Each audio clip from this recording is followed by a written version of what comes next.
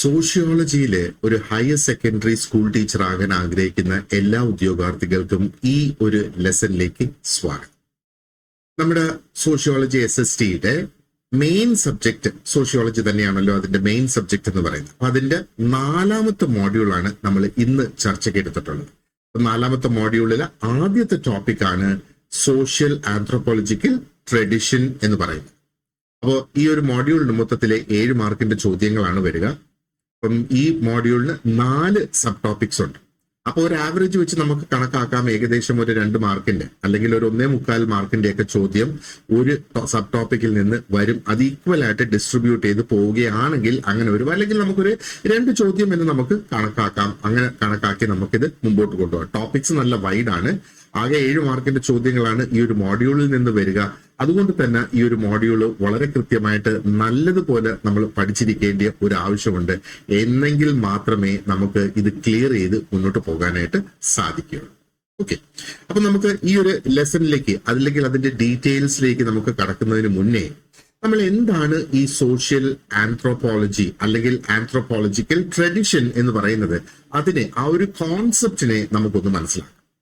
ഈ ഒരു കോൺസെപ്റ്റ് മനസ്സിലാക്കിയെങ്കിൽ മാത്രമേ ഇതിനോടനുബന്ധിച്ചുള്ള തിയറീസും ഇതിന്റെ പിന്നിൽ പ്രവർത്തിച്ച വ്യക്തികളും എന്തുകൊണ്ട് അവർ ആ ഒരു രീതിയിൽ പ്രവർത്തിച്ചു, എന്തുകൊണ്ട് ആ തിയറീസ് വന്നു എന്നൊക്കെയുള്ളത് നമുക്ക് വ്യക്തമായിട്ട് മനസ്സിലാക്കാനായിട്ട് സാധിക്കും. അപ്പോ ഈ ആന്ത്രോപോളജി അല്ലെങ്കിൽ സോഷ്യൽ ആന്ത്രോപോളജി എന്ന് പറയുമ്പോഴത്തേക്ക് അത് എന്താണ് നമ്മൾ അതിൽ നിന്ന് ശരിക്കും മനസ്സിലാക്കേണ്ടത്. അപ്പോ മനുഷ്യന്റെ അല്ലെങ്കിൽ ഒരു എന്താ പറയണ്ടേ നരവംശത്തിന്റെ തന്നെ ഒരു സാമൂഹിക ശാസ്ത്രം എന്ന് വേണമെങ്കിൽ നമുക്ക് പറയാം. അല്ലെങ്കിൽ സാമൂഹിക നരവംശ ശാസ്ത്രം ആണ് ഈ ഒരു സോഷ്യൽ ആന്ത്രോപോളജി എന്ന് വേണമെങ്കിൽ നമുക്ക് പറയാം.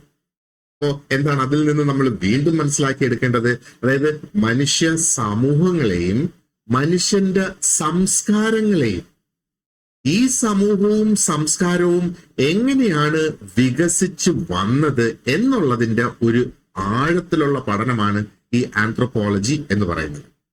അപ്പൊ ഇവിടെ നമ്മൾ നോക്കുകയാണെന്നുണ്ടെങ്കിൽ മനുഷ്യന്റെ ചരിത്രത്തെ കുറിച്ച് നമുക്ക് കുറെ കാര്യങ്ങൾ അറിയാം, അല്ലെ? അപ്പൊ നമുക്ക് അറിയാവുന്നതെല്ലാം എടുത്തു കാണിക്കുന്നതിനായിട്ട് പലപ്പോഴും എന്താ പറയേണ്ടത്, പുരാവസ്തു ശാസ്ത്രത്തെ ആശ്രയിക്കാറുണ്ട്. അതേപോലെ തന്നെ എന്താ പറയേണ്ടത്, നരവംശ ശാസ്ത്രത്തെയും ആശ്രയിക്കാറുണ്ട്. അപ്പോ ഒരുപാടധികം നമ്മള് മനസ്സിലാക്കിയിട്ടില്ലാത്ത അല്ലെങ്കിൽ മനസ്സിലാക്കിയിട്ട് ഒരുപാടധികം അറിയപ്പെടാത്ത കണ്ടെത്തലുകളെ കുറിച്ചാണ് നമ്മൾ ഇതിനകത്ത് ശരിക്കും പരിശോധിക്കുന്നതെന്ന് നമ്മൾ മനസ്സിലാക്കും.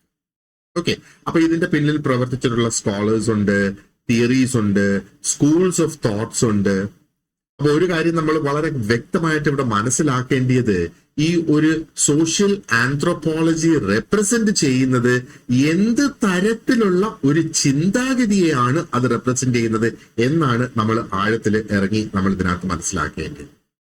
അപ്പോ നമ്മൾ ഈ ഒരു സോഷ്യൽ ആന്ത്രോപോളജിക്കൽ ട്രഡിഷൻ എന്ന്, അതായത് എന്താ പറയേണ്ടത്, മലയാളത്തിൽ നമുക്കിപ്പോ പറയാനാണെന്നുണ്ടെങ്കിൽ സാമൂഹിക നരവംശ ശാസ്ത്ര പാരമ്പര്യം എന്ന് പറയുമ്പോൾ എന്താണ് ശരിക്കും നമ്മൾ യഥാർത്ഥത്തിൽ ഉദ്ദേശിക്കുന്നത്, അല്ലെങ്കിൽ എന്താണ് യഥാർത്ഥത്തിൽ അതുകൊണ്ട് നമ്മൾ പറയുന്നത്? നമ്മൾ പറയുന്നത് ഈ ആന്ത്രോപോളജി എന്ന് പറയുന്നത് at a certain point in its development, അത് ഡെവലപ്പ് ചെയ്ത് വന്ന ഒരു സർട്ടൻ പോയിന്റ് നമ്മൾ നോക്കുകയാണെന്നുണ്ടെങ്കിൽ it began to study society in a very specific manner. Society അല്ലെങ്കിൽ സമൂഹത്തെ ഒരു വളരെ പ്രത്യേക തരത്തിലുള്ള ഒരു രീതിയിൽ അത് പഠിക്കാനായിട്ട് സ്റ്റാർട്ട് ചെയ്തു എന്നുള്ളതാണ് നമ്മൾ മനസ്സിലാക്കേണ്ടത്. അപ്പൊ ഇത് ജസ്റ്റ് കാഷ്വൽ ആയിട്ട് സംഭവിച്ച ഒരു സംഗതി അല്ല, അല്ലെങ്കിൽ കാഷ്വലി പഠിക്കുന്ന ഒന്നല്ല, എന്നാൽ ഇതിന്റെ പിന്നിൽ ഫിലോസഫിക്കലി നമ്മൾ പഠിക്കുന്ന കാര്യങ്ങളും അല്ല. അപ്പോ ഇത് കാഷ്വലായിട്ട് പഠിക്കുന്നതല്ല, ഫിലോസഫിക്കലി പഠിക്കുന്നതല്ല, എന്നാ നമ്മൾ ഇമാജിനേറ്റീവ് ആയിട്ട് പഠിക്കുന്നതും അല്ല എന്നുള്ളത് നമ്മൾ മനസ്സിലാക്കണം. ഈ ഒരു ട്രഡിഷൻ എന്ന് പറയുമ്പോഴത്തേക്ക് അത് റെപ്രസെന്റ് ചെയ്യുന്നത് ആന്ത്രോപോളജിസ്റ്റ് പല ഘട്ടത്തിൽ എടുത്തിട്ടുള്ള ഡിസിഷൻസിനെയാണ് അല്ലെങ്കിൽ തീരുമാനങ്ങളെയാണ്. അപ്പൊ ഈ ഒരു തീരുമാനത്തിന്റെ പ്രധാന ആശയം എന്ന് പറയുന്നത്, നമുക്ക് മനുഷ്യ സമൂഹത്തെ മനസ്സിലാക്കണമെങ്കിൽ, that is, if we want to understand human society, we must study it systematically. We must study it scientifically and we must study it as a whole.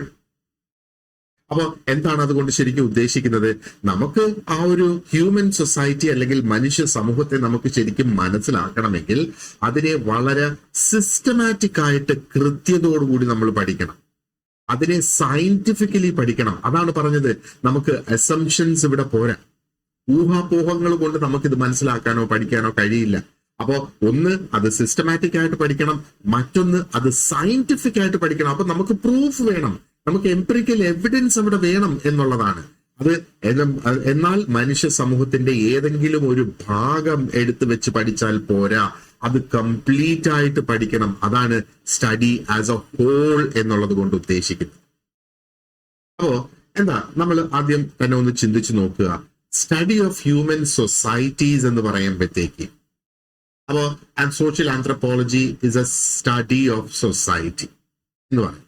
അപ്പോ ഈ എന്താ പറയേണ്ടത്, മനുഷ്യ സമൂഹത്തിനെ കുറിച്ചുള്ള ഒരു പഠനം, അതാണ് സ്റ്റഡി ഓഫ് ഹ്യൂമൻ സൊസൈറ്റി എന്ന് പറയുമ്പോഴത്തേക്ക്. അതിൽ നിന്ന് എന്താണ് ഈ ഒരു ഫ്രേസിൽ നിന്ന് ശരിക്കും മനസ്സിലാക്കേണ്ടത്? ഇപ്പൊ സോഷ്യൽ ആന്ത്രപ്പോളജി എന്ന് പറയുമ്പോഴത്തേക്ക് നമ്മൾ ഒരു കാര്യം കൂടെ മനസ്സിൽ വെക്കുക, ഒരു വ്യക്തിനെയോ അല്ലെങ്കിൽ വ്യക്തികളെയോ എടുത്ത് അവരെ എന്താ പറയേണ്ടത്, അവരുടെ സമൂഹത്തിൽ നിന്ന് അവരുടെ ചുറ്റുപാടുകളിൽ നിന്ന് അകറ്റി നിർത്തി ആ വ്യക്തികളെ മാത്രം പഠിക്കുന്ന ഒരു പ്രക്രിയ അല്ല സോഷ്യൽ ആന്ത്രപ്പോളജി എന്ന് പറയുന്നത്. എന്നാൽ ഇത് സൈക്കോളജിയും അല്ല. അതാണ് ഞാൻ നേരത്തെ പറഞ്ഞത്. It is about relationships, it is about rules, സൊസൈറ്റിയിൽ ഫോളോ ചെയ്യുന്ന ചിട്ടകൾ, rules. It is about institutions, സമൂഹത്തിലെ institutions. Family is an institution, school is an institution, college ഒരു ഇൻസ്റ്റിറ്റ്യൂഷൻ ആണ്, അല്ലെ? അതോടൊപ്പം നമ്മൾ ആ ഒരു ബിഹേവിയറിന്റെ പാറ്റേൺസും കൂടെ ഇവിടെ പഠിക്കുന്നു. അപ്പൊ ഇതെല്ലാം ഒരു വ്യക്തിയുടെ ഉള്ളിലല്ല. ആ പറഞ്ഞത് ഒരു വ്യക്തിയെ ഐസൊലേഷനിലെടുത്ത് നമുക്ക് പഠിക്കാനായിട്ട് സാധിക്കില്ല. These are all outside of the individual എന്നുള്ളത്. അപ്പോ എന്താ പറയേണ്ടത്, ഒരു വില്ലേജിനെ അല്ലെങ്കിൽ ഒരു ഗ്രാമത്തെ ഈ സോഷ്യൽ ആന്ത്രോപോളജിസ്റ്റ് ഒരു ഗ്രാമത്തെ കുറിച്ച് പഠിക്കുമ്പോൾ അവർ ചോദിക്കുന്നത് എന്തൊക്കെയാണ്? What does the person think? ആ ഒരു വ്യക്തി എന്ത് ചിന്തിക്കുന്നു എന്നുള്ളത് അല്ല അവർ ചോദിക്കുന്നത്. പകരം അവർ ഉത്തരം കണ്ടെത്താൻ ശ്രമിക്കുന്നത് എങ്ങനെയാണ് ഈ ഒരു ഗ്രാമത്തില് അവരുടെ ഫാമിലി രൂപപ്പെടുത്തിയെടുത്തിരിക്കുന്നത്, അല്ലെങ്കിൽ ഫാമിലിയുടെ ഓർഗനൈസേഷൻ എങ്ങനെയാണ് ഇവിടെ, അതേപോലെ ഇവിടെ വിവാഹങ്ങൾ എങ്ങനെയാണ് നടക്കുന്നത്, അതേപോലെ ആർക്കാണ് ഇവിടെ അതോറിറ്റി, ഹൂസ് ഇൻ പവർ എന്നുള്ളത് നോക്കുന്നത്. അതേപോലെ ഒരു കോൺഫ്ലിക്റ്റ് ഉണ്ടായാൽ, രണ്ട് വ്യക്തികളോ രണ്ട് കുടുംബങ്ങളോ തങ്ങളിൽ ഒരു പ്രശ്നം ഉണ്ടായിരുന്നാൽ ആ പ്രശ്നത്തിനെ എങ്ങനെയാണ് അവർ പരിഹരിക്കുന്നത്, കോൺഫ്ലിക്റ്റ് എങ്ങനെ അവർ സെറ്റിൽ ചെയ്ത് പോകുന്നു എന്നുള്ളത്. എന്തൊക്കെ റൂൾസ് ആണ് ആൾക്കാർ ഇവിടെ ഫോളോ ചെയ്യുന്നത്, ആ റൂൾസിനെ ചോദ്യം ചെയ്യാതെ എന്തൊക്കെ റൂൾസ് ഇവിടെ ഫോളോ ചെയ്യുന്നു എന്നുള്ളത്. അപ്പൊ അങ്ങനെ നമ്മൾ നോക്കുമ്പോഴത്തേക്ക് നമുക്കിപ്പോ മനസ്സിലാക്കാം ഇവിടെ സോഷ്യൽ സ്ട്രക്ചേഴ്സിൽ ഒരു ഫോക്കസ് വരുന്നതായിട്ട് കാണാം, അല്ലേ? അപ്പോ സോഷ്യൽ സ്ട്രക്ചർ എന്ന് പറയുമ്പോഴത്തേക്ക് എന്താണ്? Focus is coming on social structure, institutions and cultural പാറ്റേൺസിലാണ് ആ ഒരു ഫോക്കസ് അവിടെ വരുന്നത്. ഇപ്പൊ സോഷ്യൽ സ്ട്രക്ചർ എന്ന് പറയുമ്പോഴത്തേക്ക് എന്താണ്? അതും കൂടെ നമ്മൾ ബേസിക്കലി ഒന്ന് മനസ്സിലാക്കണം, അല്ലെ? ഇപ്പൊ സോഷ്യൽ സ്ട്രക്ചർ ശരിക്കും റെഫർ ചെയ്യുന്നത് it's to the stable and recurring patterns of relationships. ഒരു സമൂഹത്തില് സ്റ്റേബിൾ ആയിട്ടുള്ള, ഒരേപോലെ നിലനിൽക്കുന്ന, റിക്കറിംഗ് ആയിട്ടുള്ള, വീണ്ടും വീണ്ടും അതേ കണക്ക് വരുന്ന റിലേഷൻഷിപ്സ്, ബന്ധങ്ങളിലുള്ള പാറ്റേൺസിനെയാണ് നമുക്ക് സോഷ്യൽ സ്ട്രക്ചർ എന്ന് നമുക്ക് പറയാനായിട്ട് സാധിക്കുക. ഇതിന് ഒരു എക്സാമ്പിൾ നമുക്ക് നോക്കാനാണെന്നുണ്ടെങ്കിൽ ഒരു കാര്യം ഒന്ന് ആലോചിച്ച് നോക്കുക. ഒരു കുടുംബത്തെ അച്ഛൻ അല്ലെങ്കിൽ ആ ഒരു പിതാവ് എന്ന് പറയുന്ന ആ ഒരു വ്യക്തി, ഇവിടെ ഫാക്ട് ഇതാണ്, that the father has authority over children.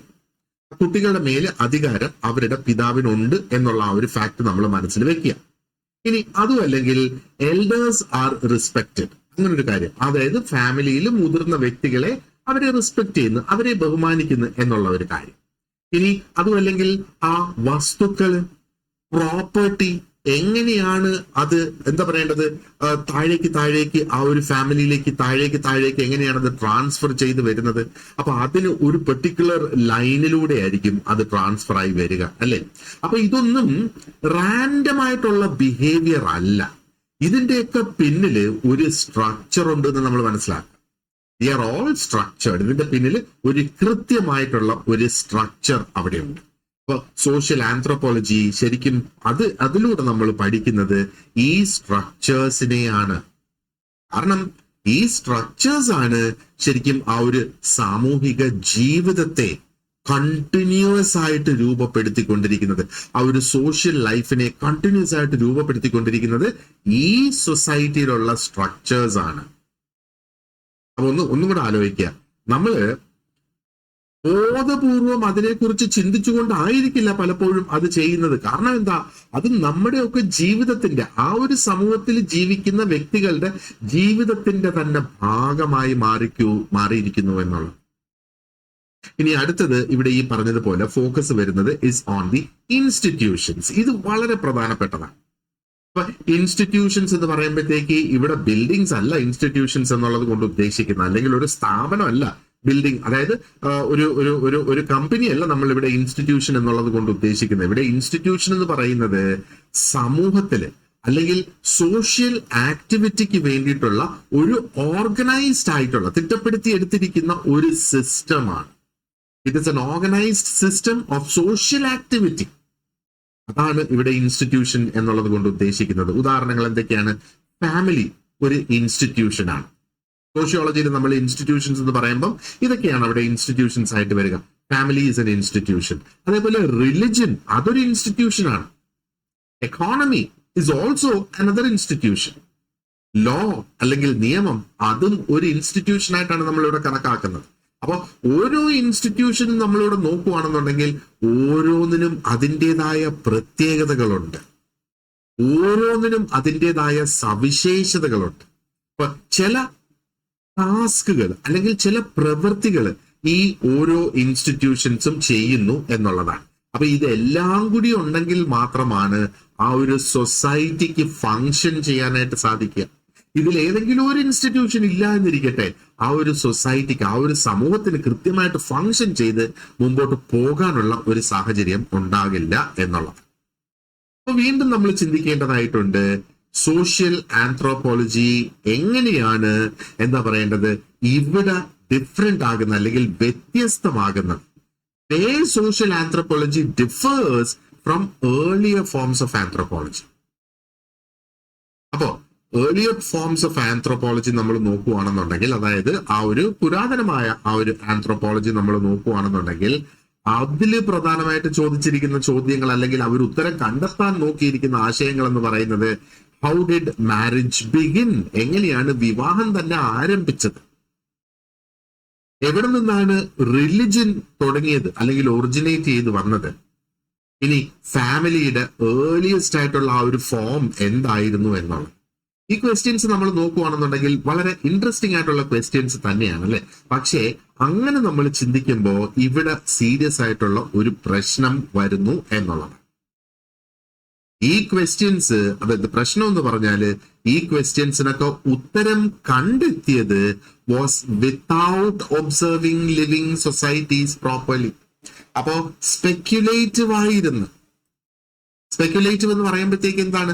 ആ സമൂഹത്തിലേക്ക് ഇറങ്ങിച്ചെന്ന് ആ ഒരു കുടുംബം അല്ലെങ്കിൽ ആ സമൂഹത്തിലെ കുടുംബങ്ങള് എങ്ങനെയാണ് ആ സമൂഹത്തിൽ ജീവിക്കുന്നത് എന്ന് നേരിട്ട് പോയി കണ്ട് മനസ്സിലാക്കാതെ അവിടെ ഊഹാപോഹങ്ങളായിരുന്നു, സ്പെക്യുലേഷൻസ് ആയിരുന്നു. അതായിരുന്നു ആ ഒരു ഏർലിയസ്റ്റ് ഫോംസ് ഓഫ് ആന്ത്രോപോളജിയിലെ ഏറ്റവും വലിയ ഒരു പ്രശ്നം എന്ന് വേണമെങ്കിൽ നമുക്ക് പറയാം. അപ്പോ എന്താ പറയേണ്ടത്? എങ്ങനെ മാരേജ് തുടങ്ങി, എങ്ങനെ റിലിജൻ ഒറിജിനേറ്റ് ചെയ്ത്, what was the earliest form of family എന്നൊക്കെയുള്ളത് അവിടെ ഒരു സയന്റിഫിക് സ്റ്റഡി അവിടെ നടന്നില്ല എന്നുള്ളതാണ്. ആ ഒരു കാലഘട്ടത്തിൽ നടന്നത് എങ്ങനെയാണ് ഒരു വിവാഹം അല്ലെങ്കിൽ ഒരു മാരേജ് എന്ന് പറയുന്നത് ഒരു സമൂഹത്തില് അല്ലെങ്കിൽ നമ്മുടെ ഇന്നത്തെ കമ്മ്യൂണിറ്റിയിൽ അതെങ്ങനെ പ്രവർത്തിക്കുന്നു എന്നുള്ളത് പഠിക്കുന്നതിന് പകരം ആ ഒരു കാലഘട്ടത്തില് സ്കോളേഴ്സ് ശരിക്കും അവര് ഇമാജിൻ ചെയ്തു എന്നുള്ളതാണ്. എങ്ങനെയായിരിക്കും ആയിരക്കണക്കിന് വർഷങ്ങൾ മുന്നേ ഈ ഒരു വിവാഹം എന്ന് പറയുന്ന ഒരു ഇൻസ്റ്റിറ്റ്യൂഷൻ ഒറിജിനേറ്റ് ചെയ്തത്. മനസ്സിലായോ? അപ്പൊ ഇത്തരത്തിലുള്ള തിങ്കിങ്ങിനെയാണ്, ഇത്തരത്തിലുള്ള ചിന്താഗതിയാണ് സ്പെക്യുലേറ്റീവ് എന്ന് പറയുന്നത്. അപ്പൊ സ്പെക്യുലേറ്റീവ് തിങ്കിങ് എന്ന് പറയുമ്പോഴത്തേക്ക് ഒരു തരത്തിലുള്ള ഒരു ലോജിക് അവിടെ ഉപയോഗിച്ച്, ഇമാജിനേഷൻ അവിടെ ഉപയോഗിച്ചുകൊണ്ട് എന്താ പറയണ്ട ഒരു നിഗമനത്തിലെത്തുന്നു, അല്ലെങ്കിൽ അതിനുള്ള ഒരു കാരണം, ഒരു എക്സ്പ്ലനേഷൻ അവിടെ കണ്ടെത്തുന്നു. അപ്പൊ ഇവിടെ ഒരു തരത്തിലുള്ള ഒരു ഒബ്സർവേഷനോ സ്റ്റഡിയോ ഇവിടെ നടക്കുന്നില്ല എന്നുള്ളതാണ്.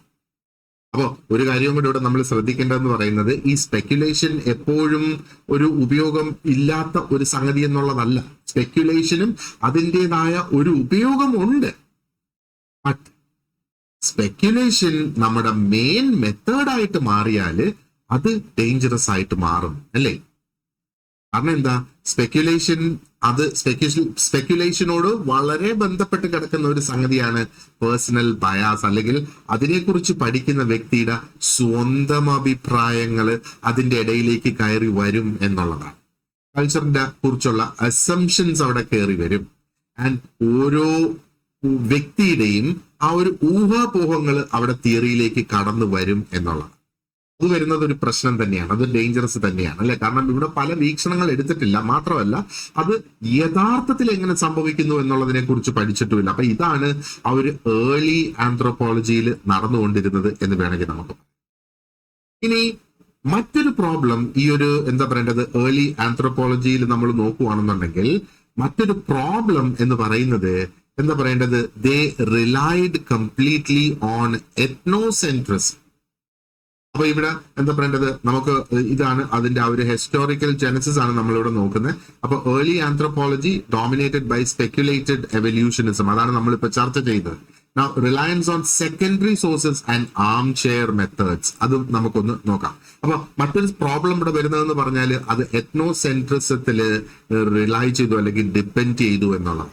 അപ്പൊ എന്താണ് ഈ എത്നോസെൻട്രിസം എന്ന് പറയുമ്പോഴത്തേക്ക്, അത് it is judging other societies using the standards of one's own society. ഞാൻ എന്റെ സമൂഹത്തിന്റെ സ്റ്റാൻഡേർഡ്സ് എടുത്തിട്ട് ഞാൻ മറ്റൊരു സമൂഹത്തെ ഇതുമായിട്ട് താരതമ്യം ചെയ്ത് പഠിക്കാനായിട്ട് ശ്രമിക്കുന്നു, അല്ലെങ്കിൽ ജഡ്ജ് ചെയ്യാനായിട്ട് ശ്രമിക്കുന്നു. അതാണ് എത്നോസെൻട്രിസം എന്ന് പറയുന്നത്.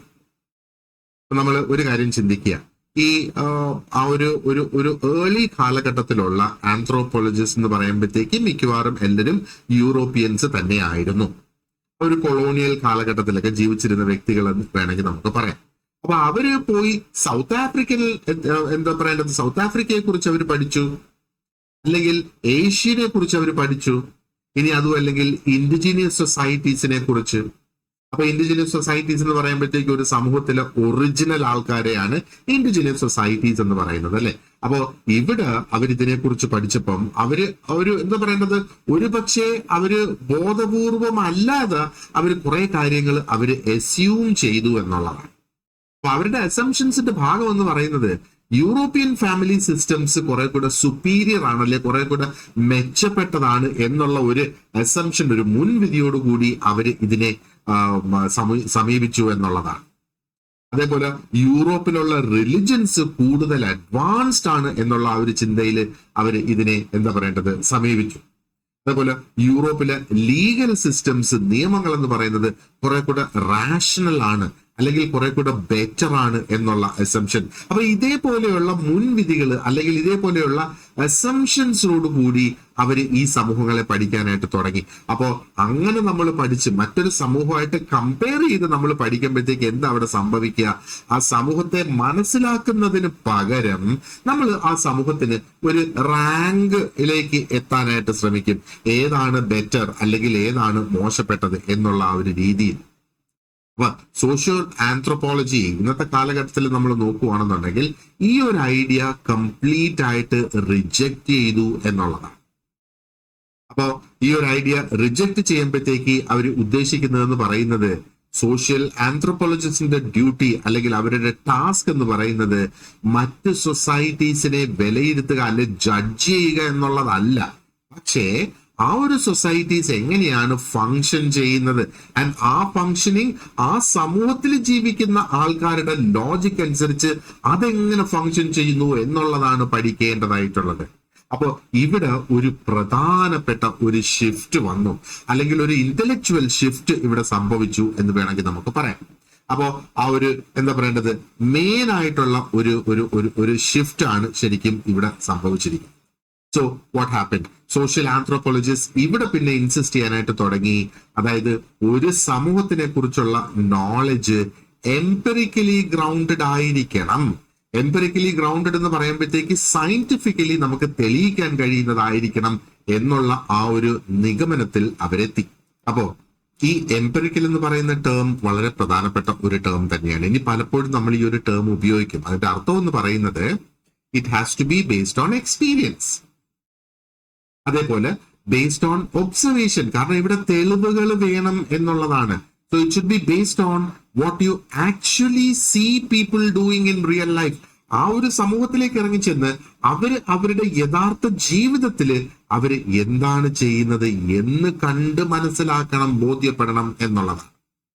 അപ്പൊ ഇവിടെയാണ് ആ ഒരു ഫീൽഡ് വർക്ക് കടന്നു വരുന്നത്, അല്ലേ? ഫീൽഡ് വർക്ക് കടന്നു വരുന്നത്. അപ്പോ എന്താ പറയേണ്ടത്, ആ ഒരു കമ്മ്യൂണിറ്റിയിലെ ജീവിതങ്ങൾ എങ്ങനെയാണ് എന്നുള്ളത് മനസ്സിലാക്കണം. അവരുടെ ലാംഗ്വേജ് ഒരു പക്ഷേ മനസ്സിലാക്കേണ്ടതായിട്ട് വരും. അവരുടെ ഡെയിലി ആക്ടിവിറ്റീസ് ഒബ്സർവ് ചെയ്യേണ്ടതായിട്ട് വരും. അവരുടെ ആ ഒരു റിലീജിയസ് പ്രാക്ടീസസിലായിരുന്നാലും റിച്വൽസിലായിരുന്നാലും അവരുടെ ജോലികളിലായിരുന്നാലും അവരുടെ സോഷ്യൽ ഇവന്റുകളിലായിരുന്നാലും പങ്കെടുക്കേണ്ടതായിട്ട് വരും. ഈ ഒരു മെത്തേഡിനെയാണ് പാർട്ടിസിപ്പന്റ് ഒബ്സർവേഷൻ എന്ന് പറയുന്നത്. അങ്ങനെയാണ് ആ ഒരു ഫീൽഡ് വർക്ക് ബേസ്ഡ് ആയിട്ടുള്ള ആ ഒരു ഫങ്ഷണലിസം എമേർജ് ചെയ്തത് എന്ന് വേണമെങ്കിൽ നമുക്ക് പറയാം. അപ്പൊ ഇവിടുത്തെ ഐഡിയ വളരെ സിമ്പിൾ ആണ്. അതായത് ഈ സിമ്പിൾ ആയിട്ടുള്ള ഈ ഐഡിയ എന്ന് പറയുന്നത് വളരെ ദൂരത്തിലിരുന്നു കൊണ്ട് ഒരു സമൂഹത്തെ പഠിക്കാനായിട്ട് സാധിക്കില്ല. അതായത് ആ സമൂഹത്തിനെ കുറിച്ചുള്ള റിപ്പോർട്ടുകൾ വായിച്ചോ ഫോട്ടോ കണ്ടോ അവരെ പഠിക്കാനായിട്ട് സാധിക്കില്ല. പകരം ആ സമൂഹത്തിനെ നമ്മൾ അനുഭവിച്ചറിയണം, എക്സ്പീരിയൻസ് ചെയ്യണം എന്നുള്ളതാണ്. അപ്പോ ഇവിടെ ആ ഒരു മെത്തേഡിലാണ് ഒരു പ്രധാനപ്പെട്ട ഒരു ട്രാൻസ്ഫോർമേഷൻ ആയിട്ട് വന്നിരിക്കുന്നത്. ഈ ഒരു single transformation in the method that actually transformed anthropology into a scientific discipline. ഇപ്പൊ അതിന്റെ ആ ഒരു എവല്യൂഷൻ ഇപ്പൊ നമുക്ക് ഏകദേശം മനസ്സിലായല്ലോ. അതൊരു സയന്റിഫിക് ഡിസിപ്ലിൻ ആയി മാറി എന്നുള്ളത്. Now let us look at the എന്താ പറയേണ്ടത് 20th century ബ്രിട്ടീഷ് ആന്ത്രപ്പോളജി. അപ്പോ എന്താ പറയേണ്ടത്, ബ്രിട്ടീഷ് സോഷ്യൽ ആന്ത്രപ്പോളജിയുടെ ഒരു ട്രഡിഷൻ നമ്മൾ നോക്കുകയാണെന്നുണ്ടെങ്കിൽ ശരിക്കും അത് നമ്മൾ മനസ്സിലാക്കുന്നതിന്റെ ഒരു റീസൺ എന്ന് പറയുന്നത് നമ്മുടെ സിലബസിനകത്ത് അല്ലെങ്കിൽ അതിന്റെ ഐഡിയാസ് പ്രധാനപ്പെട്ടതായിട്ട് ഇതിൽ നിന്ന് തന്നെ വരുന്നതാണ് എന്നുള്ളത്. ഇപ്പൊ ബ്രിട്ടീഷ് ആന്ത്രപ്പോളജി നമ്മൾ നോക്കുകയാണെന്നുണ്ടെങ്കിൽ they were not interested in historical origins. Historical origins എങ്ങനെയാണ് എന്നുള്ളത് ഒട്ടും താല്പര്യമില്ലായിരുന്നു ബ്രിട്ടീഷ് ആന്ത്രപ്പോളജി നമ്മൾ നോക്കുകയാണെന്നുണ്ടെങ്കിൽ. പകരം അവര് വളരെ പ്രാക്ടിക്കലായിട്ട് അതിനെ അപ്രോച്ച് ചെയ്തു എന്നുള്ളതാണ്. അതായത് ആദ്യം അവര് ചോദിക്കുന്ന ആ ഒരു ചോദ്യം അല്ലെങ്കിൽ അവരുടെ ആ ഒരു വീക്ഷണം എന്ന് പറയുന്നത് who holds a society together right now. ഇപ്പോ ആരാണ് ആ ഒരു സമൂഹത്തെ ഒരുമിച്ച് നിർത്തിയിരിക്കുന്നത് എന്നാണ്. മനസ്സിലാകുന്നില്ലേ? അപ്പോ അവരുടെ ഫോക്കസ് മാറി എന്നുള്ളതാണ്. ഫോക്കസ് മാറിയപ്പോഴത്തേക്ക് ദേ സ്റ്റാർട്ടഡ് ലുക്കിംഗ് ഓൺ. ഇപ്പൊ മാരേജ് എടുക്കുകയാണെന്നുണ്ടെങ്കിൽ എന്താണ് ആ ഒരു മാരേജിനെ ഗവൺ ചെയ്യുന്ന റൂൾസ് എന്നുള്ളത് നോക്കാനായിട്ട് തുടങ്ങി. ഇനി എന്താണ് ദി ഓബ്ലിഗേഷൻ ബിറ്റ്വീൻ കിൻ, അതായത് അച്ഛന് മകനോട് അല്ലെങ്കിൽ അമ്മയ്ക്ക് മക്കളോട്, അച്ഛന് മക്കളോട് എന്താണ് അവരുടെ ബാധ്യതകൾ, എന്താണ് അവരുടെ ഓബ്ലിഗേഷൻസ് എന്നുള്ള ആ ഒരു അതോറിറ്റി ഫോം ചെയ്യുന്നത് എങ്ങനെ, അതോറിറ്റിയുടെ സ്ട്രക്ചേഴ്സ് എങ്ങനെ പ്രവർത്തിക്കുന്നു എന്നുള്ളത് നോക്കി. And what are the moral and religious sanctions that are in place. Moral sanctions എന്താണ്, റിലീജിയസ് ആയിട്ടുള്ള സാങ്ഷൻസ് എന്താണ്. അതായത് മോറൽ എന്ന് പറയുമ്പോഴത്തേക്ക് അല്ലെങ്കിൽ ആ ഒരു സമൂഹത്തിലെ മോറൽ റിലീജിയസ് എന്ന് പറയുമ്പോഴത്തേക്ക് എന്ത് നല്ലത് എന്ത് മോശം എന്ന് ആണ് അവർ പറയുന്നത്. അപ്പോ എന്താ പറയേണ്ടത്, the assumption was that society does not exist randomly. ആ ഒരു അസംഷനിലാണ് അവർ ഈ രീതിയിൽ ചിന്തിക്കാനായിട്ട് തുടങ്ങിയത്. അതായത് ഒരു സമൂഹം എന്ന് പറയുമ്പോഴത്തേക്ക് ജസ്റ്റ് അത് റാൻഡം ആയിട്ട് അല്ലെങ്കിൽ ഒരു കാരണമില്ലാതെ ഉടലെടുക്കുന്ന ഒന്നല്ല ഒരു സമൂഹം എന്നുള്ള ആ ഒരു നിഗമനം മനസ്സിൽ വെച്ചുകൊണ്ടാണ് ഇത് തുടങ്ങിയത്. എന്തുകൊണ്ട് ഇത് നിലനിൽക്കുന്നു എന്ന് ചോദിക്കുകയാണെന്നുണ്ടെങ്കിൽ ബിക്കോസ് ഇൻസ്റ്റിറ്റ്യൂഷൻസ്, നമ്മൾ നേരത്തെ ചർച്ച ചെയ്ത ഇൻസ്റ്റിറ്റ്യൂഷൻസ് ഉണ്ടല്ലോ, they regulate behaviour and institutions maintain the order in a society. Institutions ആണ് ഓരോ മനുഷ്യന്റെയും ആ ഒരു സമൂഹത്തിലുള്ള വ്യക്തികളുടെ പെരുമാറ്റത്തെ റെഗുലേറ്റ് ചെയ്യുന്നത് അല്ലെങ്കിൽ നിയന്ത്രിക്കുന്നത്. ആ ഒരു സമൂഹത്തിലെ ഓർഡർ, പീസ് മെയിൻറ്റെയിൻ ചെയ്യുന്നത് ഇൻസ്റ്റിറ്റ്യൂഷൻസ് ആണ് എന്നുള്ളത്. ഇവിടെയാണ് ആ ഒരു ഫങ്ഷണലിസം എന്നുള്ള ആ ഒരു ഐഡിയ ഉടലെടുത്തത്. പക്ഷെ തിരക്കിട്ട് നമുക്ക് അങ്ങോട്ട് പോകാനായിട്ട് വരുന്നില്ല. ഓക്കെ, അതിനു മുമ്പേ നമ്മളൊന്ന് ആലോചിക്കുക, ഈ ഫീൽഡ് വർക്ക് ഫങ്ഷണലിസം എന്ന് പറയുമ്പോഴത്തേക്ക് എന്താണ്, അത് എങ്ങനെയാണ് പ്രവർത്തിക്കുന്നത് എന്നുള്ളത്. അപ്പൊ ഈ ഒരു സ്റ്റേജില് നമ്മളിപ്പോ മനസ്സിലാക്കേണ്ട ഒരു സംഗതി എന്ന് പറയുന്നത്, സോഷ്യൽ ആന്ത്രോപോളജി സൊസൈറ്റിനെ ഒരു സിസ്റ്റം ആയിട്ട് കണക്കാക്കുന്നു. സിസ്റ്റം എന്ന് പറയുമ്പോഴത്തേക്ക് ഒരു ജീവിച്ചിരിക്കുന്ന ഒരു ഓർഗാനിസത്തിനെ പോലെ അതിനെ കണക്കാക്കുക. ആ ഒരു രീതിയിൽ നമ്മൾ അതിനെ ഒന്ന് മനസ്സിൽ വെക്കുക. മനസ്സിൽ വെച്ചിട്ട് നമ്മൾ ആ ഒരു സിസ്റ്റത്തിൽ എന്തൊക്കെയാണ് വരിക, സിസ്റ്റത്തിന്റെ ഓരോ പാർട്ടിനും ഒരു റോൾ ഉണ്ട് അല്ലെ. ഇപ്പൊ നമ്മുടെ കാര്യം നോക്കുവാണെങ്കിൽ നമ്മുടെ കൈകൾക്ക് ഒരു റോളുണ്ട്, കാലിന് ഒരു റോളുണ്ട്. And no part functions independently. അപ്പൊ ഈ പാർട്ടുകൾ, നമ്മൾ സിസ്റ്റത്തിലുള്ള ഓരോ ഭാഗങ്ങൾ എന്ന് പറയുന്നത് അതൊന്നും ഇൻഡിപെൻഡന്റ് ആയിട്ട് ഫങ്ഷൻ ചെയ്യുന്നതല്ല. അതിനൊരു കോർഡിനേറ്റഡ് ആയിട്ടുള്ള ഒരു ഫങ്ഷനിങ് ആണ് അവിടെ നടക്കുക. And change in one part effects the other parts. അത് മറ്റൊരു സംഗതി. അതായത് ഒരു പാർട്ട് ചേഞ്ച് ആയാൽ ആ പാർട്ടിൽ വരുന്ന ചേഞ്ച് മറ്റെല്ലാ പാർട്സിനെയും എഫക്ട് ചെയ്യും എന്നുള്ളതാണ് മറ്റൊരു സംഗതി. അപ്പോ ഇവിടെ എന്താണ് അതിന്റെ ആ ഒരു അർത്ഥം, അല്ലെങ്കിൽ അതിനെ പ്രാക്ടിക്കലി നമ്മൾ നോക്കുമ്പോഴത്തേക്ക് എന്താണ് അതിൽ നിന്ന് മനസ്സിലാക്കേണ്ടത്? നമുക്ക് റിലിജനെ മാത്രം എടുത്ത് പഠിച്ചാൽ അതിന്റെ കംപ്ലീറ്റ് നമുക്ക് മനസ്സിലാകത്തില്ല. എക്കോണമി മാത്രം എടുത്ത് പഠിച്ചാൽ കംപ്ലീറ്റ് നമുക്ക് മനസ്സിലാകത്തില്ല. ആ ഒരു കിൻഷിപ്പ് എന്ന് പറയുന്നത് നമ്മൾ കംപ്ലീറ്റ് തനിയെ എടുത്ത് പഠിച്ചാൽ നമുക്കത് മനസ്സിലാകത്തില്ല. അപ്പോ ഇതെല്ലാം ഒരുമിച്ച് പഠിക്കണം, ഒത്തെടുത്ത് പഠിക്കണം എന്നുള്ളത്, അതിനെയാണ് ആ ഒരു ഹോളിസം എന്ന് പറയുന്നത്, ഈ ഒരു അപ്രോച്ചിന്. അപ്പൊ ഹോളിസം എന്ന് പറയുമ്പോഴത്തേക്ക് to understand any one aspect of society, you must see how it connects with the other or with the rest of the aspects. അപ്പൊ ഏതെങ്കിലും ഒരു ആസ്പെക്ട് നമുക്ക് ഒരു സമൂഹത്തെ കുറിച്ച് പഠിക്കണമെങ്കിൽ അതെങ്ങനെയാണ് മറ്റ് ഘടകങ്ങളുമായിട്ട് ബന്ധപ്പെട്ട് കിടക്കുന്നത് എന്ന് നമ്മൾ പഠിക്കണം എന്നുള്ളത്. ഇവിടെ മറ്റൊരു സംഗതി വരുന്നത്, അല്ലെങ്കിൽ ഒരു ഫീച്ചർ വരുന്നത് ഇസ് സിൻക്രോണിക് അനാലിസിസ്. എന്താണ് സിൻക്രോണിക് അനാലിസിസ് എന്ന് പറയുമ്പോഴത്തേക്ക്, അപ്പൊ ഏർലിയർ ആന്ത്രോപോളജി നമുക്കറിയാം, അതിന്റെ ആ ഒരു ഒബ്സഷൻ എന്ന് പറയുന്നത് വാസ് വിത്ത് ദ പാസ്റ്റ് അല്ലെ. അപ്പൊ അവര് അന്ന് പഠിക്കുന്നത് 10,000 കൊല്ലം മുന്നേ എങ്ങനെ മാരേജസ് ഉണ്ടായി എന്നുള്ളതിനെ കുറിച്ച് പഠിക്കുകയാണെങ്കിൽ അത് പഠിക്കുന്നു എന്ന് വേണമെങ്കിൽ നമ്മൾ. അപ്പൊ സോഷ്യൽ ആന്ത്രോപോളജി നമ്മൾ നോക്കുമ്പോഴത്തേക്ക് എന്താണ് പറയുന്നത്, let us first understand how society works in the present. ഈ ഒരു പ്രസന്റ് കാലഘട്ടത്തിൽ ഈ സമൂഹം എങ്ങനെ പ്രവർത്തിക്കുന്നു എന്ന് നമുക്ക് പഠിക്കാം. അപ്പൊ ഇവിടെ അതിന്റെ എവല്യൂഷണറി സ്റ്റേജസിനെ പുനഃക്രമീകരിച്ച് അല്ലെങ്കിൽ അതിനെ റീകൺസ്ട്രക്ട് ചെയ്തെടുക്കുന്നതിന് പകരം അത് ഫോക്കസ് ചെയ്ത്, സോഷ്യൽ ആന്ത്രോപോളജി ഫോക്കസ് ചെയ്തത് ആ ഒരു പ്രസന്റ് ഡേ ഇൻസ്റ്റിറ്റ്യൂഷൻസിൽ ഫോക്കസ് ചെയ്ത്, ഇന്ന് നിലനിൽക്കുന്ന സോഷ്യൽ റിലേഷൻഷിപ്സിൽ ഫോക്കസ് ചെയ്ത്, നിലവിൽ നടന്നുകൊണ്ടിരിക്കുന്ന കൾച്ചറൽ പ്രാക്ടീസസ് എന്താണ് എന്നുള്ളതിനെ ഫോക്കസ് ചെയ്തു. അപ്പൊ ഇതിന്റെ അർത്ഥം ഹിസ്റ്ററി കംപ്ലീറ്റ്ലി യൂസ്ലെസ് ആണ് അല്ലെങ്കിൽ ഉപയോഗശൂന്യമാണ് എന്നുള്ളതല്ല. It just simply means history is not the starting point. ഹിസ്റ്ററിയിൽ അല്ല തുടങ്ങേണ്ടത് എന്നാണ് സോഷ്യൽ ആന്ത്രോപോളജി പറയുന്നത്. അപ്പൊ പകരം എവിടെയാണ് തുടങ്ങേണ്ടത്? ആ ഒരു ജീവിച്ചിരിക്കുന്ന സോഷ്യൽ റിയാലിറ്റിയിൽ നിന്ന് ആണ് തുടങ്ങേണ്ടത്. അപ്പൊ ലിവിങ് സോഷ്യൽ റിയാലിറ്റിയിൽ നിന്ന് തുടങ്ങുക എന്നുള്ളത്. ആൻഡ് ഫൈനലി സോഷ്യൽ ആന്ത്രോപോളജി എന്ന് പറയുമ്പോഴത്തേക്ക് it is relativistic and anti evolutionist. എന്താണ് റിലേഷനിസ്റ്റിക് ആൻഡ് ആന്റി എവല്യൂഷനിസ്റ്റ് എന്ന് പറയുമ്പോഴത്തേക്ക് നമ്മൾ അതിൽ നിന്ന് മനസ്സിലാക്കേണ്ടത്, റിലേറ്റിവിസം എന്ന് പറയുമ്പോഴത്തേക്ക് it does not mean anything is acceptable. Relativism എന്ന് നമ്മൾ പറയുമ്പം എന്തും ആക്സെപ്റ്റബിൾ ആണെന്നല്ല അതിന്റെ അർത്ഥം. പകരം what it means is that every society must be understood within its own cultural context. ഓരോ സമൂഹത്തെയും നമ്മൾ പഠിക്കുമ്പോൾ നമ്മൾ ആ സമൂഹത്തെ കാണേണ്ടത് അല്ലെങ്കിൽ പഠിക്കേണ്ടത് ആ ഒരു സമൂഹത്തിന്റെ കൾച്ചറൽ കോണ്ടെക്സ്റ്റിൽ നിന്നുകൊണ്ട് തന്നെ അവിടെ പഠിക്കണം എന്നുള്ളതാണ്. അപ്പോ അതിൽ നിന്ന് നമ്മൾ മനസ്സിലാക്കേണ്ട മറ്റൊരു സംഗതി എന്ന് പറയുന്നത്, യൂണിവേഴ്സൽ ആയിട്ടുള്ള ഒരു സ്കെയിൽ ഇല്ല. നമുക്ക് എല്ലാ സമൂഹങ്ങളെയും എടുത്ത് റാങ്ക് ചെയ്യുന്നതിന് വേണ്ടിയിട്ടുള്ള ഒരു യൂണിവേഴ്സലി അക്സെപ്റ്റഡ് ആയിട്ടുള്ള ഒരു മാനദണ്ഡം ഇല്ല എന്നുള്ളതാണ്. കാരണം ഓരോ സമൂഹത്തിനെയും സംബന്ധിച്ചിടത്തോളം അതിന് അതിൻ്റെതായ സ്വന്തം ലോജിക് ഉണ്ട്. ആ ഒരു സമൂഹത്തിന് അതിൻ്റെതായ ഒരു സ്വന്തം സ്ട്രക്ചർ ഉണ്ട്. ഓരോ സമൂഹത്തിനും അതിൻ്റെതായ ഒരു രീതിയുണ്ട് എങ്ങനെയാണ് അവിടെ ആ ഒരു ഓർഡർ മെയിൻറ്റെയിൻ ചെയ്തു പോവുക എന്നുള്ളത്. ഇത് തന്നെയാണ് എന്താ പറയേണ്ടത്, ആ ഒരു സോഷ്യൽ ആന്ത്രോപോളജിക്കൽ ട്രഡിഷൻ എന്ന് നമ്മൾ പറയുമ്പോൾ അതിന്റെ ഒരു ഇന്റലക്ച്വൽ സ്പിരിറ്റ് എന്ന് പറയുന്നത് ഈ ഒരു ചിന്താഗതി തന്നെയാണ്.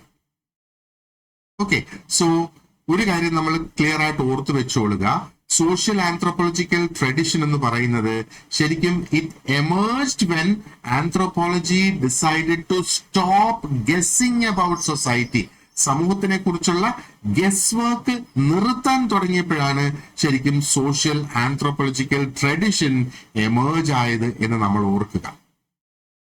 And we should also start understanding it as it actually functions.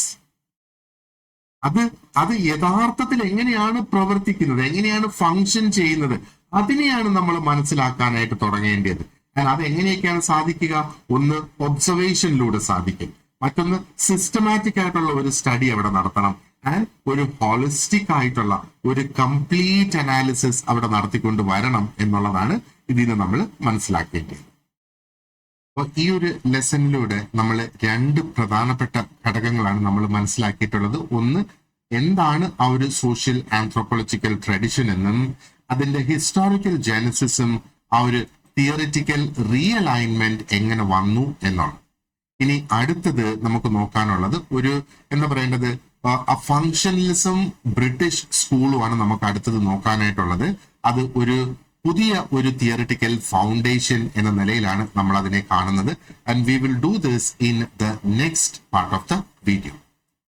അപ്പോൾ ഇതേപോലെ ഓരോ കോൺസെപ്റ്റ്സും നമ്മുടെ ക്ലാസ്സിൽ വളരെ ഡീറ്റെയിൽഡ് ആയിട്ട് നമ്മൾ എക്സ്പ്ലെയിൻ ചെയ്ത് അതോടൊപ്പം ഡീറ്റെയിൽഡ് ആയിട്ടുള്ള നോട്ട്സും നിങ്ങൾക്ക് പ്രൊവൈഡ് ചെയ്യും.